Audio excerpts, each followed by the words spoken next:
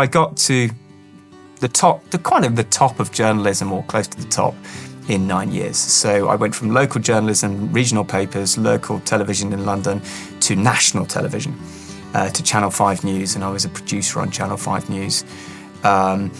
So I don't regret this, but I sort of got to the top of that mountain and opened the treasure box and sort of looked inside and thought, oh, really? Is that it?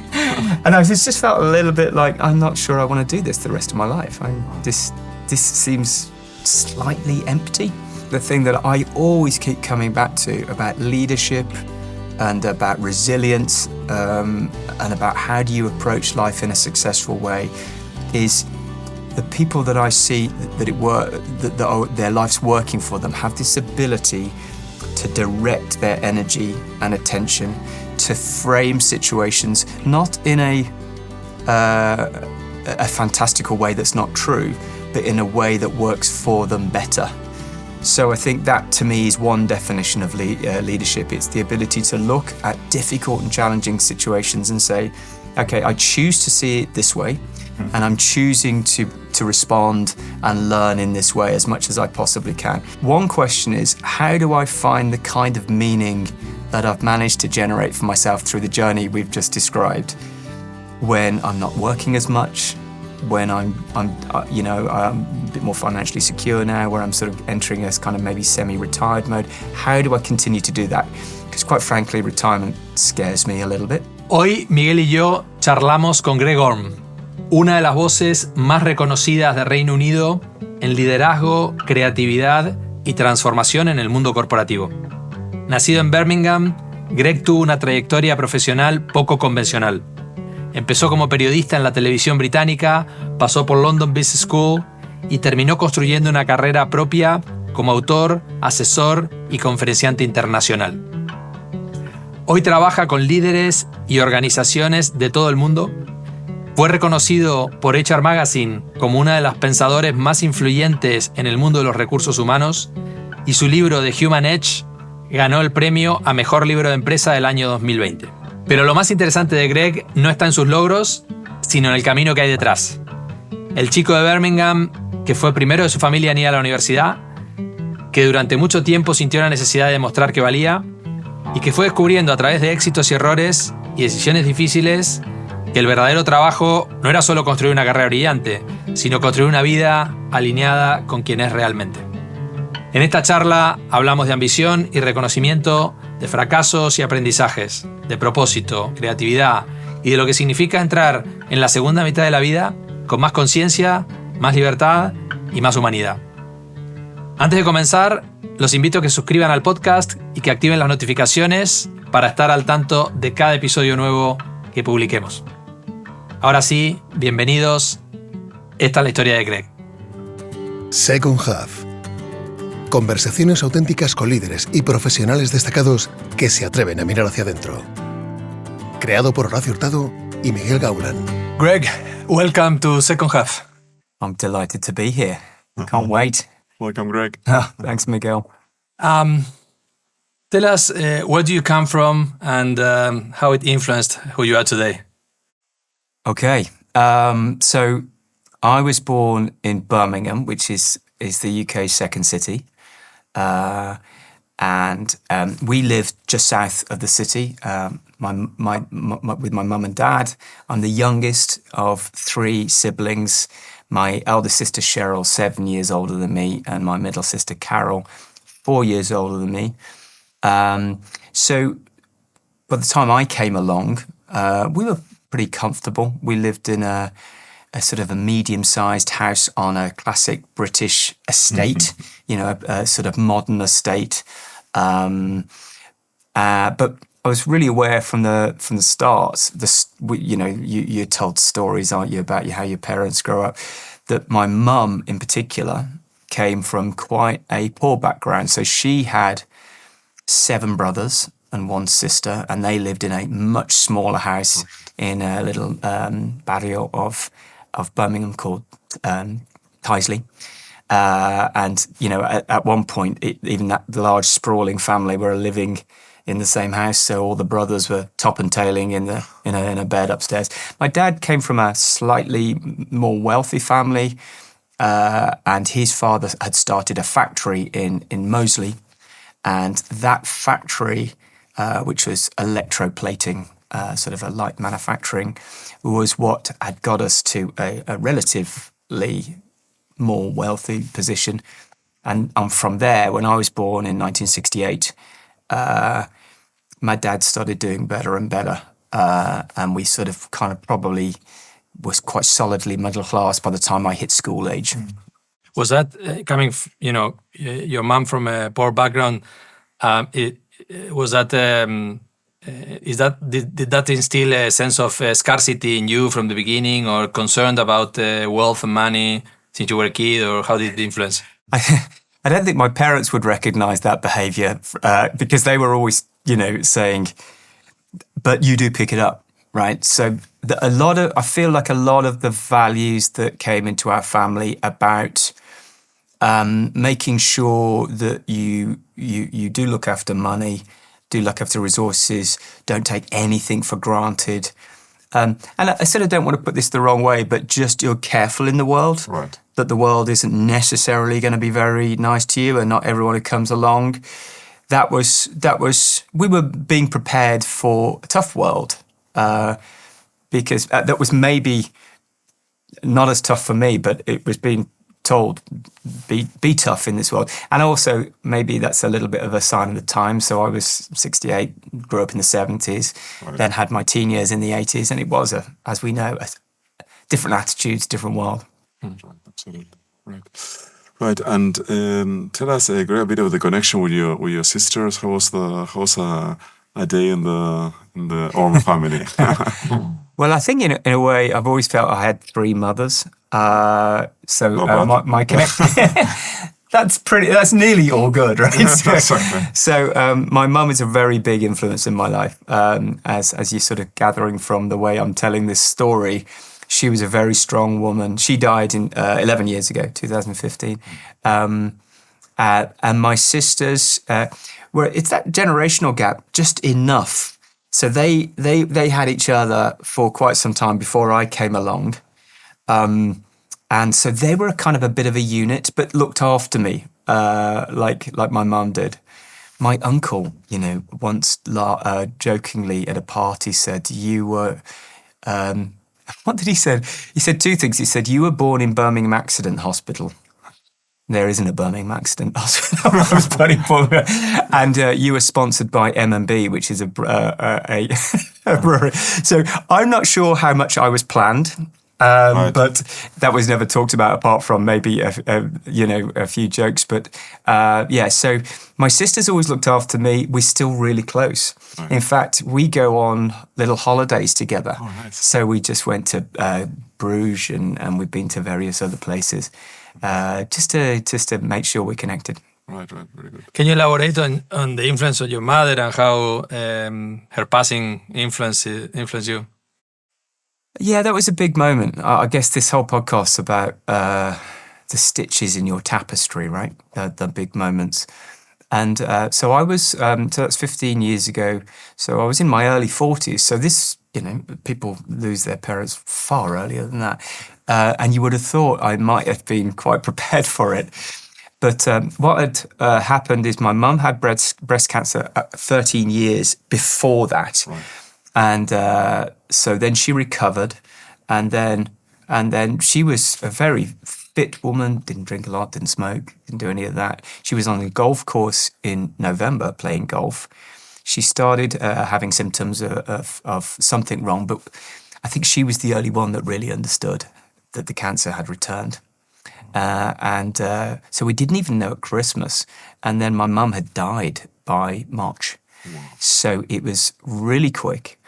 I think it took us all by surprise and helped us realize, and it's impossible to realize this until it happens, how much she was like a glue or the kind of gravitational center of our family.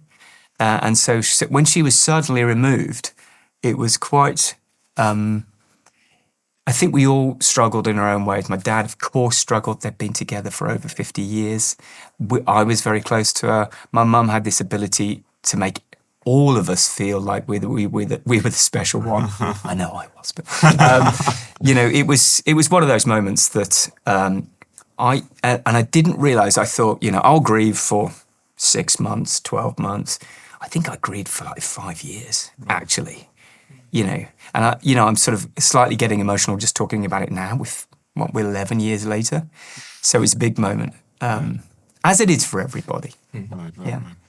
What was it that you were in those 5 years? No, because sometimes you grieve the absence, but sometimes you grieve much more. Basically, have you basically thought about what was not only the person, but it's something possibly deeper that you are? Well, it's really difficult to untangle what it is. Of course, it's the absence of the person. Yes. It's the sadness for them. She was only 72, right? So that's pretty young. But my mum she'd seen at that point nearly all of her brothers die. Not all of them, because my Uncle Wally and various others survived her. And is still my Uncle Wally's still alive in Australia. So she was really used to this, and so that had gone through all her family. She'd also nursed some of her brother-in-law, Edna's. So she was really used to it, and she often talked about her passing, quite matter-of-factly, and she always said, "You don't grieve for the person who's died; you grieve for yourself," and I think that's true. And it's not necessarily selfish, but it is. You grieve for the loss of that person in your life. Right. So, and I think it does. It's a very painful way. I guess this whole podcast, right, is about what does growing up mean? Right. That's right. Right. How does that happen? And I think this is a traumatic way of growing up. And like most big events in your life, you can frame it in all sorts of different ways. Right. And now I look back at it, and let me just tell you the story. We were in the hospital. I didn't know. I was on the dance floor. Right. I just got a gig with the International Olympic Committee. I was in the waiting room thinking it'll be fine. I don't know why. I was so naive. I should have realised. Went into the hospital ward where she was. My dad was sitting by the bed. And she said, "Oh, here's my son, fantastic." And then quite matter-of-factly, she said, "I'm going to die in a matter of weeks." And I'm like... And she said, "Listen, this feels painful now, but you'll look back and this will just be a moment in your life. It'll be fine. You're going to be fine." So she was constantly preparing us for what was next. So in terms of where we are now in our midlives, she's a great model for me of how you do it, how you navigate from here towards where we're going. Right. So it is said that also grief is the way that your mom will look at you as a way to confirm who you are, basically, And if your mom, in this case, has a beautiful look at you, that disappear, right? You go through the world without the observation of that positive observation of your mom. Yeah. Well, that's why we love people on one level, isn't it? That to me is a great definition of both a loving relationship and a friendship, that you see your best self in their eyes. And in that case, probably the person that loves you so unconditionally, which is often your mum, is gone.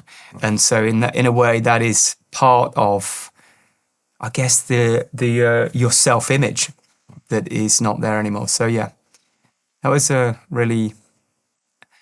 interesting moment. But she in many ways, we're in leadership. We work with leaders on effectively self-development.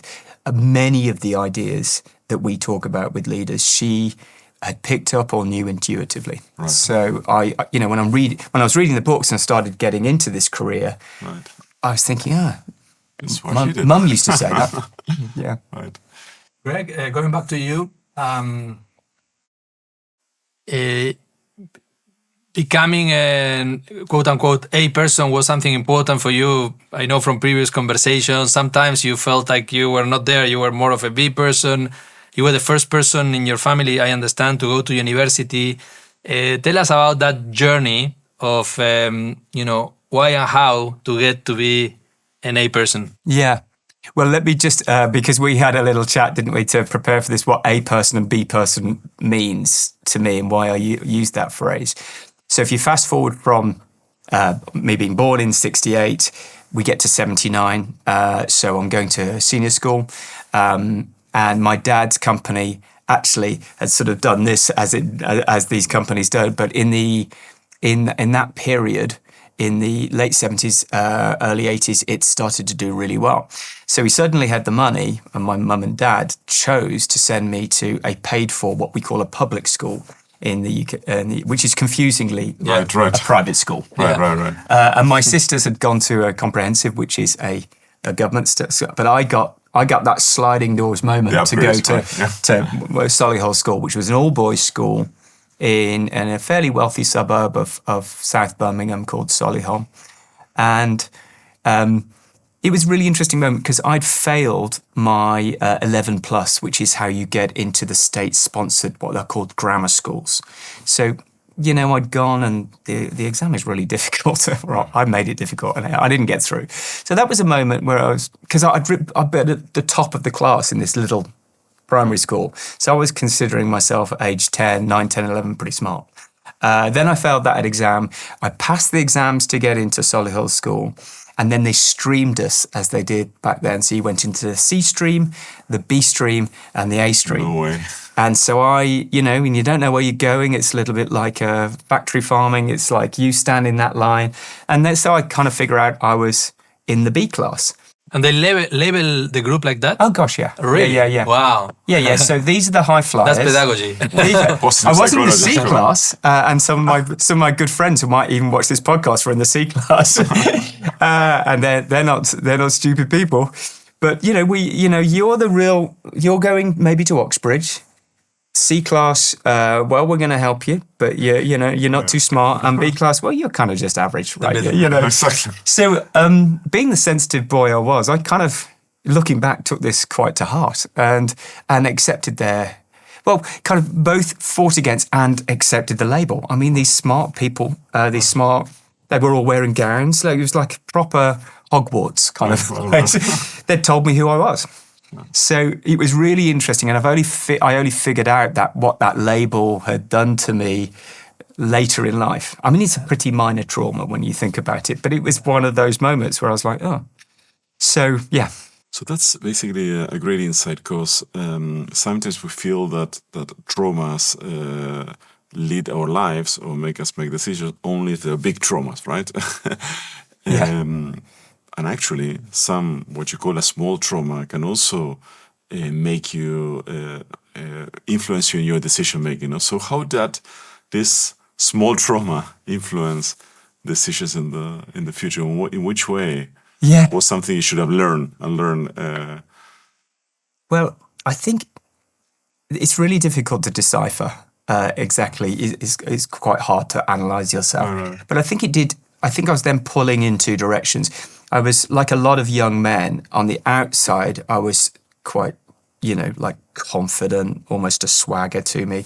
On the inside, I was always questioning, am I really smart enough for me? So if you go fast forward again, that was the first year. So in the 5th year, 6th year, you're then trying to work out who is in the running to go to Oxbridge. And I was still trying to make up my mind. Was I a B student or could I do that? And I also, back then, my work ethic wasn't that great. So I didn't have it in me to work my way out of that. Right. I kind of still then did, not quite the bare minimum, but I was sort of taking the path of least resistance to pass the exams. And then I remember there was at lunchtime, they called a meeting to say who wants to go for the Oxbridge, because there's like pre-exams and stuff. And I remember I walked in the room and there was a bit of a snickering laughter that went around. And honestly, I'd never been so humiliated in all my life. Right. It was a bit like, and I kind of, I kind of deserved it. I hadn't put the work in to be in there, but I was still going, I think I'm pretty smart. I think I can do this. Right. But that quiet laughter convinced me I wasn't. But so there was a little bit of underconfidence. But then I went to become a journalist. And I think one of the things that maybe it stopped me doing for far too long that I wish I'd started, which is a bit of regret, is not writing sooner in my life. Right. I think it might have been slightly connected to that. I didn't feel... Well, I think it got connected to trying to be a little bit too perfect with the things I was doing. Just a quick clarification. You mentioned Oxbridge a few times. It's Oxford and Cambridge universities, which are the paradigm of elite education in the UK. Yeah. I think what you're mentioning is very interesting. At some point in time, all of these things help shape our identity, right? And it's very difficult when you are such a young kid not to believe in the label that you are given, right? So I can see, and I'm, more or less explicitly somehow, many of us have labels that were put on us, and all of a sudden, at some point in time, and this had to do with the transition to second half, you realize, okay, I'm not that label, right? Who I am, right? Because that I don't need to continue to believe that I am that label. Yeah. Absolutely. And I think to me that's maturing, because during that period, the people in my year, there were some seriously smart, very accomplished young guys in my year. So if you're a little bit intimidated and confident, constantly looking over there and thinking, wow, these are really smart guys. So I think I became very competitive. I was constantly benchmarking myself against other people. Looking back, and this is a very common thing for teenagers to do, I would sort of pick a role model and start kind of acting like in them and dressing like them. I was sort of trying that on. Could I be that person? And just searching around for an identity while thinking, well, maybe I'm just going to have to deal with the fact that I'm very average, very averagely talented. I'll just have to start working harder to do that. And so I think I finally started working harder just as I was leaving university.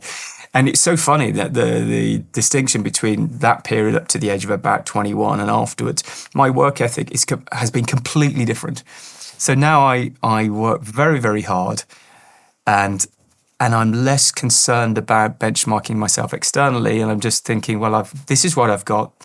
If I put the effort in day to day, I'll get some rewards. I guess a message as to the way we parent and we ourselves, basically, and for all the viewers of the podcast, because there is a self-fulfilling prophecy in what you project to your kids and you project even to your team members, right? And if you're looking at them, and this has been scientifically tested, it's called the Pygmalion effect. If you look at them in a certain way, they will act as that was totally true. I wonder if your lack of work ethics was a kind of confirmation of that observation, basically. Okay, seems a B level person, I will apply B work ethics, basically. No? Yeah. As we want to try to confirm which is, as mentioned, no, an invitation for us to look at, to educate I think that's a really interesting point. And I think quite possibly I was thinking, and I think this is a known pattern that happens with people. I was probably thinking, if I put a load of effort into something and it fails in this school, so far better to be blithe and funny and pretty cynical.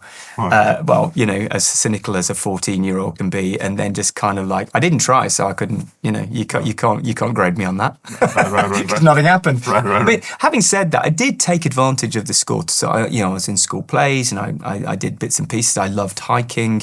They provided. Solihull School was an amazing 7 years because I really got into mountain climbing and hiking, and I was in the rugby team. The B squad. It's a very good rugby team as well. So it was an incredible opportunity, and that was why I was the first in either side of my family to go to university.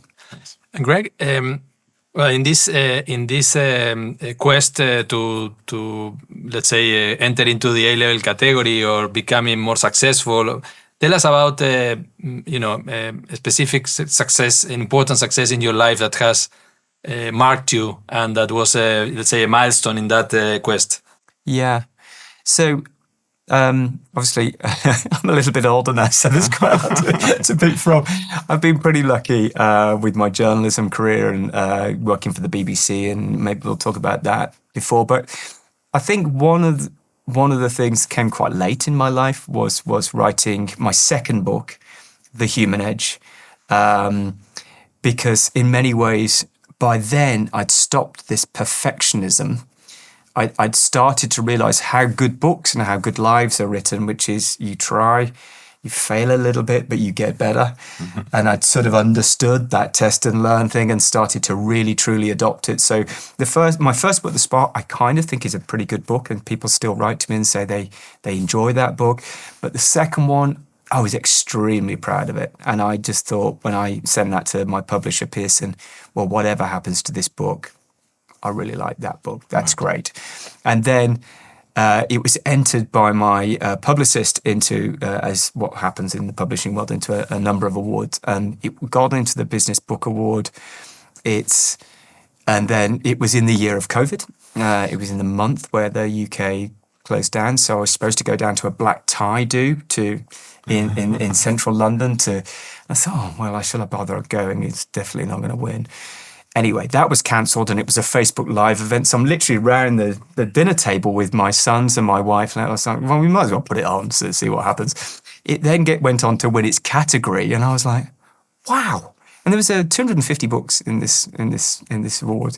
And then we thought, well, let's watch the final thing, and it won the whole thing. So talk about, it sort of loops back to those teachers who said you're a B student, and then suddenly all these smart judges said, well, this is an A book. So I guess that was extremely personally gratifying to have that happen. Where does the inclination or interest in writing comes from in you? Well, it was always, reading was nearly always the thing I was good at. I actually was very bad at reading up until the age of 7. I was 2 years behind the reading age, and then I had meningitis.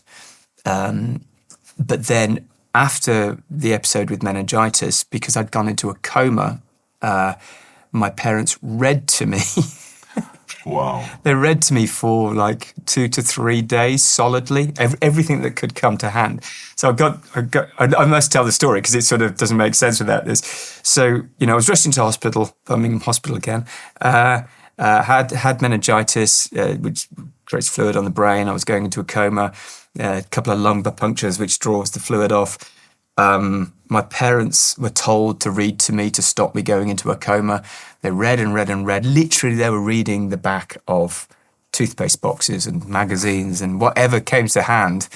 And so I survived, came out of the hospital, and a year later I won the award at my little primary school for reading.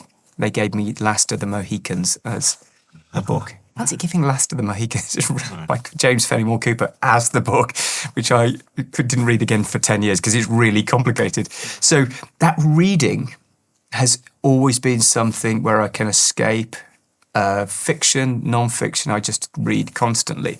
So I think writers are readers, and then eventually you start wanting to emulate the words on the page yourself. What does reading give you?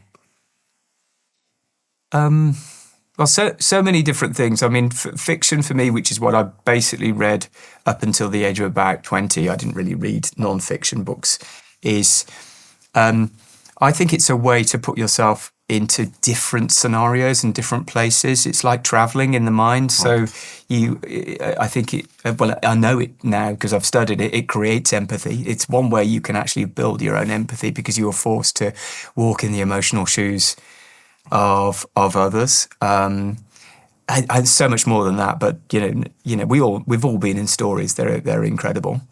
And then I now actually have my own book club, which I've run for the last nearly 6 years, 5-6 years now. So we read a book a month or every 6 weeks. And non-fiction, again, it's not quite as emotional, but it stretches your mind. And one of my concerns, as you know, I'm really interested in technology, is actually maybe reading might be in the decline, because I think reading long form is so important. It has been so important for me. So it gives me a lot. I don't see how you can write unless you read a lot. Right. You must be brilliant. I don't know what you're doing. You're just taking this magic from the world. I have to knit together the smart ideas from other people to make my truth. Right. So going back basically to that moment of success is when you get confirmed. You might be an A man now, but I'm sure that you have paid some success as a price, right? And this came 2 decades later, after, or maybe more, after university.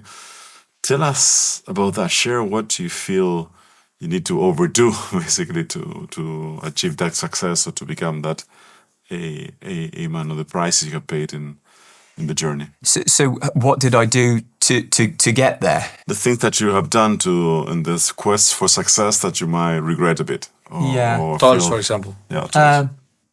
Well, I think in terms of sort of maybe stepping back from that journey, because after university, I was a local journalist. This is how you get it. I was, because of the writing, really, and the reading and the writing. That was obviously the thing I was better at. I think if I've got one superpower that I'm not sure it was present in school, but it was taught to me by studying history and English literature and then economics and all these things, is I am able to take large amounts of data and information and simplify it. I think when I look at how other people talk and explain, I think that's one thing I'm quite good at, is taking all this and saying, well, I think I can give it you in 3 lines. Right. That's what journalists do, effectively. That's what they do with the world. They simplify it sometimes, and that's not always positive. So I went into journalism and I was absolutely determined. Hardworking Greg had arrived. I was focused, determined, not very good at influencing. I think I influenced by shouting and just like pushing and being quite aggressive. But I got to the top of journalism, or close to the top, in 9 years. So I went from local journalism, regional papers, local television in London, to national television, to Channel 5 News, and I was a producer on Channel 5 News. So I don't regret this, but I sort of got to the top of that mountain and like opened the treasure box and sort of looked inside and thought, oh, really? Is that it? And I just felt a little bit like, I'm not sure I want to do this the rest of my life. This seems slightly empty. So I think I'm trying to answer your question. I think I wondered about a little bit, a lot more than other people. I was searching for something. And I sort of do regret it, and I don't regret it, because it allowed me to pick lots of things up before I found what we do now, which I really love. And sometimes in this quest for success, one realizes that there's all of a sudden you are in a point where there's a disconnection between what you are doing and what you are actually searching and your true purpose, no? Yeah. Is that something you have experienced at some point in time? Yeah. And I don't know why this has become clarified for me. It might be because we do what we do, and we're helping other people with purpose. So I've had to figure it out for myself, and I can almost take it down to one individual moment. I just put out a television program to national news. I was the guy at the back of the gallery. I was only in my late 20s, so lots of responsibility. You write the program during the day, you put it out with outside broadcast fans and satellites and everything. And I looked through, there's a glass building in Holborn where ITN is. So ITN is the production company. And through the windows across the atrium was another guy, about 15 years older than me, dressed almost precisely the same way, blue shirt, thinning hair, glasses. And I just thought, and that was Channel 3 News. I was Channel 5 News there, and that's the sort of big brother, little brother, big brother. And I thought, that's me. That's me in 15 years' time. And I just thought, no. No way. I don't want to do that. I don't want to do that, because that means coming here every single day and doing this. And I've still got a lot of friends who are TV journalists, so I'm not disrespecting their journey. I just knew it wasn't mine. And so that's what caused me to go to London Business School and do an executive MBA. I was kind of casting around thinking, what is there that I really will turn me on? And then that led by quite circuitous paths to this kind of weird job that we do, which is to go into rooms and help people. Right, and before jumping into that, when you say we, it's because we all work in leadership development and cultural transformation. Clarification. Before jumping into leadership transformation, how does a judge B person becomes an A person and decide not to stay there, and try to, investigate or start a new journey of questioning your future with the risk of going back to being a B person in the professional life? Yeah, I think it's difficult to answer this without sounding a little bit like a Hallmark card, you know what I mean? But for me, it's really clear. At some point during that journey, I really stopped benchmarking and competing externally with other people, because it's such a fruitless task. There are so many brilliantly talented and accomplished people out there. It's just But also, Greg, because in my view, because it is irrelevant, no? Because you actually the only path that makes sense for me is to look for your A person. Yeah. For your A, no? Yeah. Within you. Exactly that. But matter of fact, we are all of it. What you describe is very representative. I think all of the time we are benchmarking ourselves and comparing. Yeah. Alain de Botton has a wonderful book, Status Anxiety. Love that book. He says, few successes are more unendurable than those of your close friends and relatives, no? Because you don't compare yourself with Elon Musk, no? And we are all the time comparing, and perhaps getting out of there and looking for your A person. What does A mean for you? Right? Not for your parents, not for your friends, not for your relatives, for you. Yeah, well, beautifully put, Horacio. And Oscar Wilde, I think I'm going to mangle this, but he said a more cynical version of that, which is, it's not enough for me to succeed, my friends must fail. Exactly. So no, I don't think I was that bad, but I stopped that external view and thought, and fully just accepted. I stopped caring whether I was B or A or whatever. I was just like, because you are who you are. I definitely know I've got limitations intellectually, emotionally, spiritually. I just kind of stopped worrying about that and thought, well, this is what you've got, and aren't you lucky? Let's go. So it was, obviously it doesn't happen overnight. It happens over a period of years. And I think this is just a natural, I hope that's another word for a portion of wisdom, is to stop doing that and start going, well, let's just see what this version of me can do right now.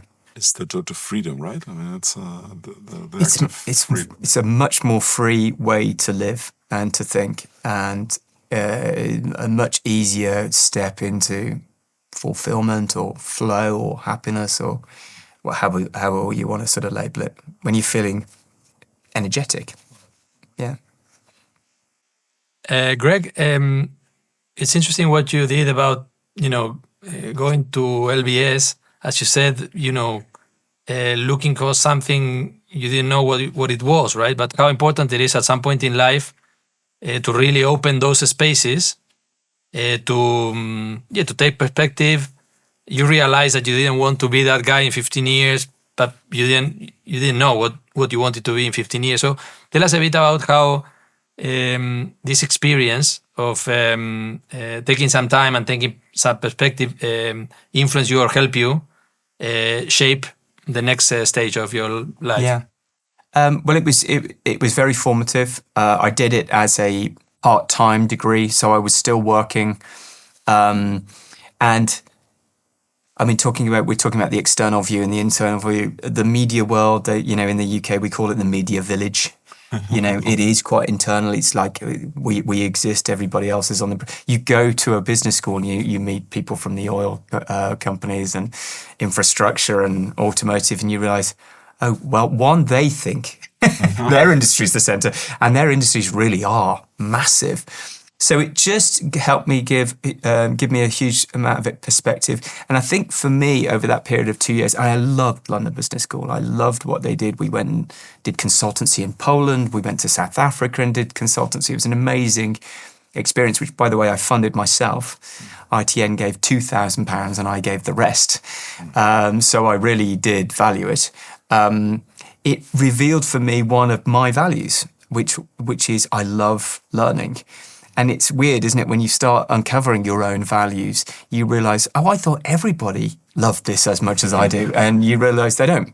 And so it was that, I think, that's why I'm sitting here now, because after that 2 years, I then went back to London Business School and worked there as the CEO of the Centre for Creative Business.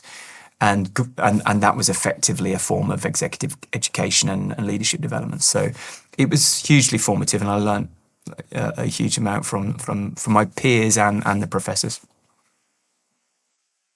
Let's fast forward a bit, Greg, because after doing LBS and being there, the whole leadership topic came to mind, right? I mean, and started visualizing, your future of as a public speaker, of course, an author. Tell us more about that. Why that leadership is important for you? Why did you get that track? And how does it connect to what is meaningful for you? Well, I guess maybe there would have been other tracks from there that would have started to, what we're looking for is a fit between what we're good at, what's relatively easy for us, and what the world is calling for. It feels like the portfolio of what I do, which is effectively writing and speaking and educating and facilitating, and they fit together, works. And why I started going onto that track as CEO of this little joint venture between London Business School and another university called University of the Arts London, Creative University and Business University together. We put together some programs for small creative businesses, advertising businesses, film businesses. And the idea was we exported some of the MBA wisdom, have a plan, have a strategy, gets good margins, all that kind of stuff. So the business side to the creative side. And so I would sit at the back of these classes that I was effectively funding. And I would kind of be a little bit like a program director as well, introducing. And I was looking at the professors and they were all great. And I just realized I really wanted to be there for all sorts of reasons, some about the recognition. And it just turned me on, that idea of educating and connecting with a group of people. And when you are like that, you start thinking, I could do that better. I could do that bit better. And I started creeping towards the front and taking longer at the front. and then it sort of just progressed from there, because after that, I went away and did a few senior executive jobs. I was a CEO of one business. I actually started my own business. And then circled back to London Business School about 5-6 years later to be a program director of their executive education programs.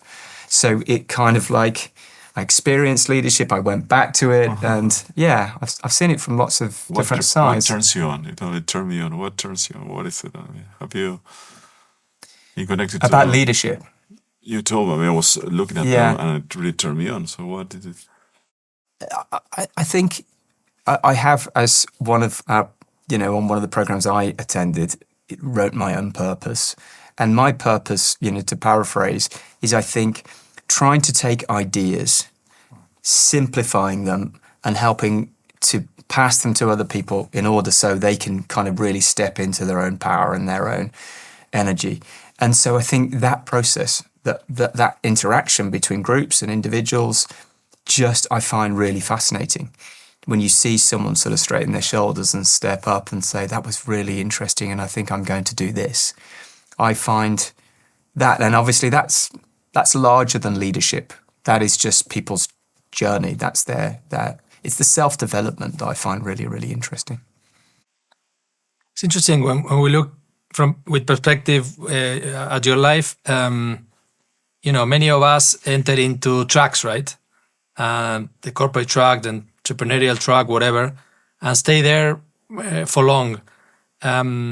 It seems to me that you've been crafting your own life and your own profession, and it's a great learning, no? I mean, how at some times to make things difficult for yourself and facing those things that you don't like, and really looking at them rather than staying in the track, which may be the comfortable and easy thing to do, no? Yeah, and I don't give myself loads of credit for that. It wasn't, when we talk about our lives backwards, it can feel like inevitable, and it just didn't feel like that at the time. And I have made it really tricky for myself by leaving the media. My peers in the media then went on to run ITN, and a lot of my friends are doing big jobs in the media. And I think if I'd stuck with it, I hope I could have done that too. And it probably would have, I'd still have been working very hard, but it would have just been a little bit easier. But so, yeah, the business school unsettled my career. I had to sort of crab sideways and start looking around. But yeah, I think there are pluses and minuses with everything. I think I found through this surveying and through I've been made redundant and all sorts of different things, I've responded. And I would point out I've been doing what I've been doing now in some form or other since 2008. So this is the longest period I've ever done anything. Right. So I think I've actually found the thing I want to do until retirement now, which is great. But that has involved itself. So in many ways, I think my career has mirrored what careers have become more like now. They're much more fragmented. People are having to author their own life a lot more. The bond between person and organisation is far weaker. So in a way, I was a pioneer, sometimes on purpose, sometimes accidentally. Greg, I like this phrase that says, you teach what you need to learn. You teach what you need to learn. So you teach. Yeah. What has been your main leadership learnings in the last, since 2008, possibly? Or the big shifts you had to make on the way that you see life, you lead, you know yourself? Yeah, I think to me, there's lots of ways to approach that question.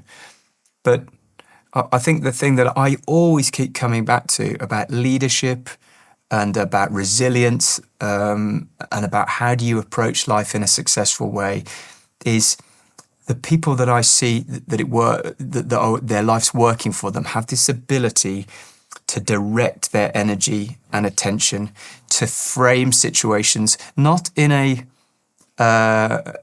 fantastical way that's not true, but in a way that works for them better. So I think that, to me, is one definition of leadership. It's the ability to look at difficult and challenging situations and say, okay, I choose to see it this way, and I'm choosing to respond and learn in this way as much as I possibly can. I think that, and we talked earlier about how my mum taught me before we did all, the book learning and the experiential learning. I think that's how she responded to the world, because it was so tough for her and her brothers when they were growing up. You had two choices. You could be miserable, or you could choose to say, we're only having bread and the fat from the roast on the Sunday. On top of it, the meter and the electricity has failed, so it's dark. You could either say, this is an adventure. And she used to tell me stories about how her mum, Mabel, used to tell them stories in the dark around a candle when the electricity had gone off. That's an incredible way to reframe, right? You could sit in there in the dark and saying, God, we're really poor and this is rubbish. Or you can say, this is an adventure and we're all on it together. So I think that essential truth about reframing is the same for us people, and we're a lot more lucky. Right, like this beautiful movie, no? I mean, that was, I can't remember the name now. Greg, we're approaching the end of the conversation. So soon. And perhaps to wrap it up, I'd like to ask you, what's important for you in the next stage of your life? Well, yeah. I'm sort of going to be 60 in a couple of years' time. Maybe 3. Let's say 3. I think it's more like 3. So that's quite a big milestone. And my peers, myself, my one's parents died. My dad's getting older and frailer now, so I'm seeing that happening. So without sort of ending on a dark note, I think one of the things, I think I've got 2 questions. One question is, how do I find the kind of meaning that I've managed to generate for myself through the journey we've just described, when I'm not working as much, when I'm a bit more financially secure now, where I'm sort of entering a kind of maybe semi-retired mode? How do I continue to do that? Because quite frankly, retirement scares me a little bit. Right. So that's the first one. And the second one is I realized this isn't going to last forever. And I can already feel my body changing, and I try to keep myself fit, but it's a little bit more difficult. How do you prepare for decline? How do you manage that and still retain a sense of hope and optimism about life when maybe your world is shrinking a little bit, because that's probably the next 20 to hopefully maybe a tiny bit longer, 20, 30 years. So I think those two questions are what's on my mind about where I am in my life. Greg, thank you very much. It's been a real pleasure. Lovely conversation, and thank you. Yeah. Thank you, Greg. Thanks very much. Pleasure. Thanks.